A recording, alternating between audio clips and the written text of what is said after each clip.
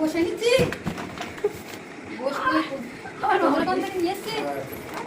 এই দেখো বন্ধুরা, আমার মেজো ভাই এসছে, তা বসে এনেছে। দেখো আমাদের কাছে তো পাওয়া যাচ্ছে না, তাই আমার মানে মেজো ভাই এনে দিয়েছে। তো যাই হোক, ভাই বোনের রিস্তা এই জন্যই বলে। তো দেখো বন্ধুরা, ভাইয়ের জন্য একটু চা বসিয়ে দিয়েছি, কারণ ও এসেছে সকাল 7টার দিকে। তার জন্য আর ও বলছে যে আমি থাকবো না, শুধু ও গোষ্ঠটা দিতেই এসেছে।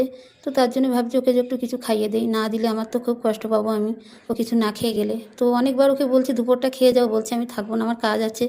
তো তার জন্য আমার ভাই থাকলো না। তো দেখো আমি লিকার চা করেছি, আর মুড়ি চানাচুর আর টোস্ট ছিল, তাই দিয়েছি। তো আমার ভাইকে দিয়ে দিয়েছি, ও তো বলছে খাবো না করতে হবে না, তবুও আমি বলছি না, একটুখানি তো কিছু খেয়ে যা, এত সকালে এসেছিস। যেহেতু আমার বাপের বাড়ি বেশি দূর নয়, তাই বলে যে ভাইকে কিছু খেতে দেবো না, তাই বললে হয় বলো বন্ধুরা?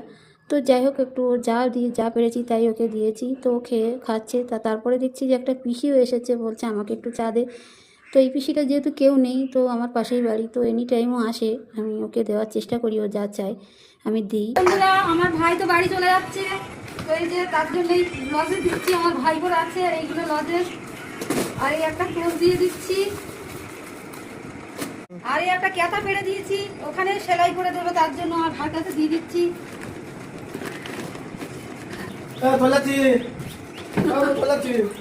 আচ্ছা, আমার আসি শুনি হয়তো। আর ওই আমাদের ছোট দাদা রানবি,